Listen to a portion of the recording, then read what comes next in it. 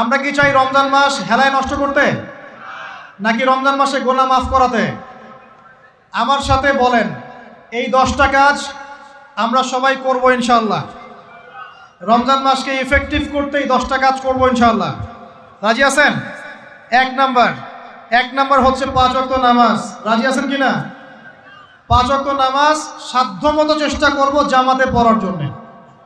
ওই যে নামাজ নাই ইসলাম নাই, নামাজ যে পড়ে না ওর সাথে কোনো খাতির নাই। খাতির আছে? কোনো খাতির নাই। নামাজ অবশ্যই পড়তে হবে, মাস্ট বি। এরপরে নামাজের সাথে সাথে কমপক্ষে 12 রাকাত করে নফল। কত রাকাত? যে ব্যক্তি 12 রাকাত নফল বা সুন্নত দৈনিক পড়ে তার জন্য জান্নাতে একটা ঘর তৈরি করা হয়। 12 রাকাত কি কি কে বলতে পারবেন?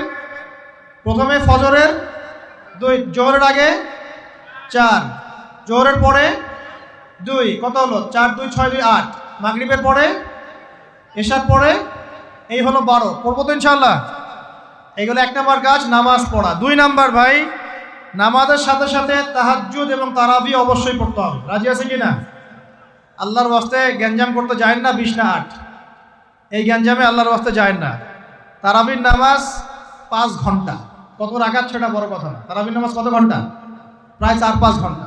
আর 5 ঘন্টায় 8 রাকাত পড়েন, 5 ঘন্টায় 20 রাকাত পড়েন। কি বুঝতে পারছেন কথা?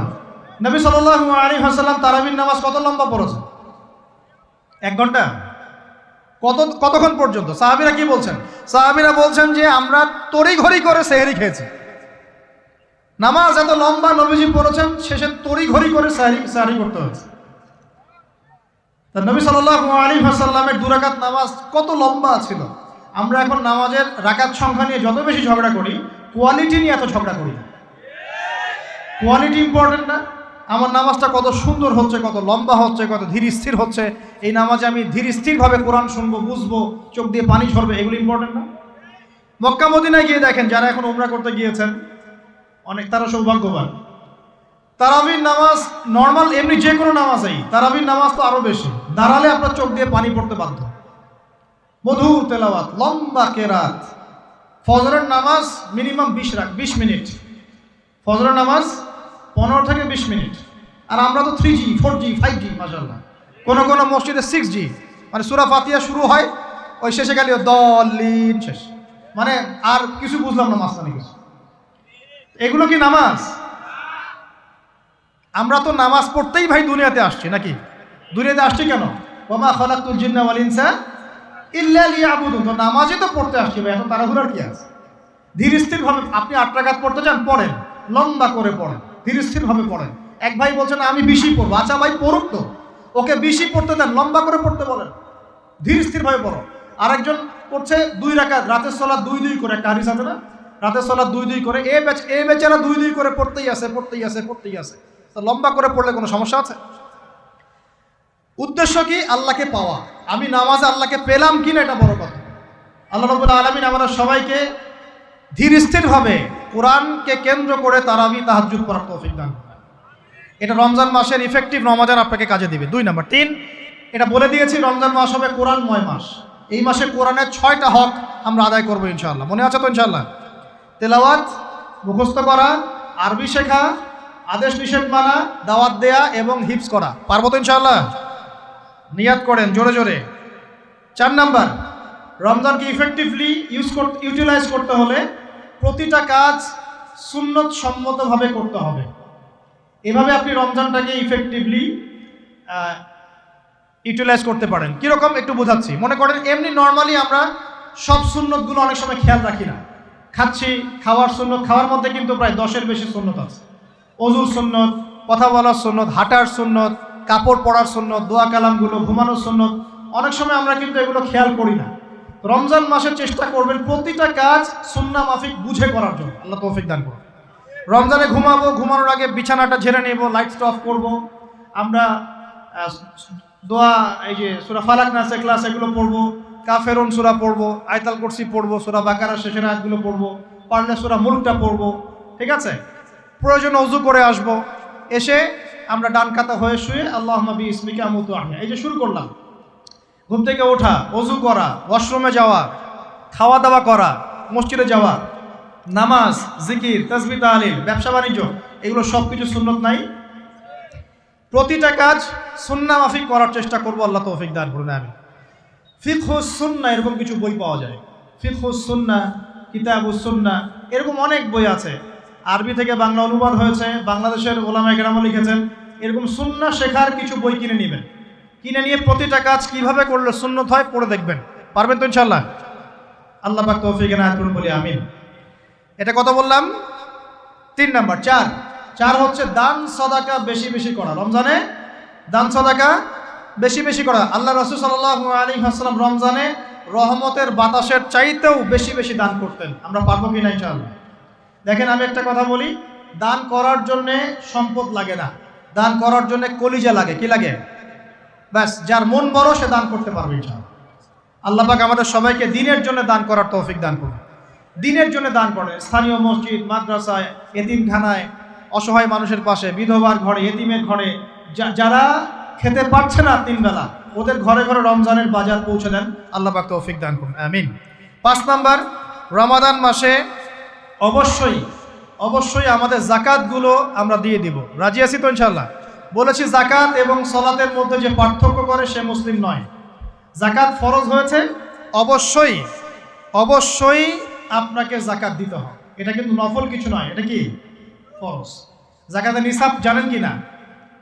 কত পার্সেন্ট? 2.5%। আচ্ছা, জাকাতের নিসাব নিয়ে ইনশাআল্লাহ পরবর্তীতে লেকচার চলে আসবে, অনলাইনে দেখে নিন। এছাড়া ফিকহুস জাকাত কিছু প্রোগ্রাম আসবে, অনলাইনে দেখে নেবেন ইনশাআল্লাহ। আল্লাহ রাব্বুল আলামিন আমাদের সবাইকে জাকাতগুলো দেওয়ার তৌফিক দান করুন। শুধু জাকাত যদি আমরা ঠিকঠাক মতো দিতাম, একজন মানুষও সমাজে না খেয়ে মারা যেত। একজন মানুষও সমাজে, এই যে ইকোনমিক সমস্যাগুলো যেগুলো হয়, অর্থনৈতিক সমস্যা, স্যাংশন, মুদ্রাস্ফীতি, হাবিজাবি, অনেক প্রবলেমস ওভারকাম করা যেত শুধু জাকাতের মধ্য দিয়েই। কিন্তু কে শোনে কার কথা? সবাই কি জাকাত দেয়? বাংলাদেশে এমনও মানুষ আছে যার একজনের জাকাত দিয়ে 100 পরিবারের সংসার চলবে ইনশাআল্লাহ। আছে না এমন লোক? আমরা জাকাতগুলো দেওয়ার চেষ্টা করি, আল্লাহ পাক তৌফিক দান করুন। 7 নাম্বারটা বলে দিয়েছি, রমজান হচ্ছে একটা নতুন জাতির উত্থান। অতএব রমজানে আমরা সমস্ত পাপ ছেড়ে দিয়ে একটা আলোকিত জাতি হিসেবে আত্মপ্রকাশ করবো ইনশাআল্লাহ। আল্লাহ পাক তৌফিক দান করুন। 8 নাম্বারও বলে দিয়েছে, রমজান হচ্ছে জুলুমের বিরুদ্ধে দাঁড়িয়ে যাওয়ার চেতনা। রমজান কি? ওই যে বদরের যুদ্ধ, জুলুমের বিরুদ্ধে দাঁড়িয়ে যাওয়ার চেতনা হলো রমাদান। তাই সর্বস্তরের জুলুমকে আমরা রমজান মাসে রুখে দেওয়ার চেষ্টা করবো ইনশাআল্লাহ। আল্লাহ পাক তৌফিক দান করুন। শুরুটা হবে কোথা থেকে?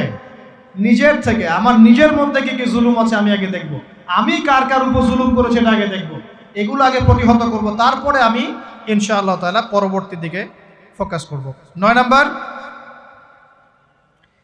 খুব ইম্পর্টেন্ট। 9 নাম্বার আর 10 নাম্বারটা বেশি ইম্পর্টেন্ট। 9 নাম্বার হচ্ছে রোজা রাখা মানে আমরা অনেকেই মনে করি যে না খেয়ে থাকা আর কি পানি ছেড়ে দেওয়া। অনেকেই মনে করি এটা রোজা মানে আমাকে না খেয়ে থাকতে হবে আর পানি ছেড়ে দেওয়া লাগবে, স্ত্রী সহবাস ছেড়ে দেওয়া লাগবে। কিন্তু এর চেয়ে বেশি ইম্পর্টেন্ট একটা বিষয় আমরা ভুলে যাই, সেটা হলো রমজান মাসে রোজা রাখার অর্থ হচ্ছে আল্লাহ পাকের সমস্ত কবিরা সগীরা গুনাহ ছেড়ে দেওয়া। রোজা রেখেছি, গীবত করলাম, রোজা হবে কিনা? রোজা রেখেছি, মিথ্যা কথা বলছি, হবে রোজা? রোজা রেখে ওই ভদ্রলোক সুদ খাচ্ছে, রোজা হবে? রোজা রেখে অমুক ভাই আমার টেবিলের নিচ থেকে টাকা নিল, রোজা হবে? অমুক ভাই মানুষের সম্পদ আত্মসাৎ করে ফেললো, হবে? অমুক বোন বেপরদায় বাইরে বের হয়ে গেল, রোজা হবে?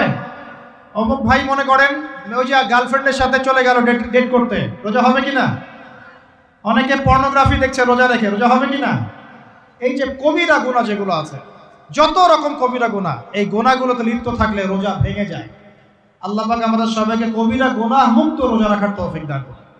আর 10 নম্বর পয়েন্টটা হচ্ছে এই ভাই, রমজান মাস আসলে মাশাআল্লাহ শিকল দিয়ে শয়তানকে বেঁধে রাখা হয়। রমজান মাস আসলে মাশাআল্লাহ আমরা অনেকেই পাক্কা মুসল্লি হয়ে যাই, দান সদকা করি, জাকাত দেই, তারাবি পড়ি, তাহাজ্জুদ পড়ি, অনেক কিছুই করি। কিন্তু ঈদের দিন আসলেই মাশাআল্লাহ আমরা আবার আগের জায়গায় ফিরে যাই। ঈদের দিন শয়তান যে ছাড়া পেয়েছে এটা বোঝার জন্য রাস্তাঘাটে বের হলেই হয় নাকি? মেয়েদের চলাফেরা দেখলে বোঝা যায়, আরও যে হোটেলে হোটেলে গান বাজে এগুলো দেখলে বোঝা যায় শয়তান ছাড়া পেয়েছে, আজকে বুঝলাম। তো এখানে সবচেয়ে বড় শিক্ষাটা হলো রমজান মাসের এই যে শিক্ষাগুলো, ত্যাগের মহিমা, জুলুমের বিরুদ্ধে দাঁড়িয়ে যাওয়া, কোরআনের হক আদায় করা, জাতির উত্থান, বড় বড় অনেক কথা বললাম। এই শিক্ষাগুলোকে সারা বছর ধরে রাখাটাই হলো রমাদানের সবচেয়ে বড় চ্যালেঞ্জ। আমরা পারবো কিনা ইনশাআল্লাহ? আমরা রমাদানের এই 10টা হক আদায় করতে পারবো কিনা ইনশাআল্লাহ? কোরআনের হক আদায় করতে পারবো কিনা ইনশাআল্লাহ?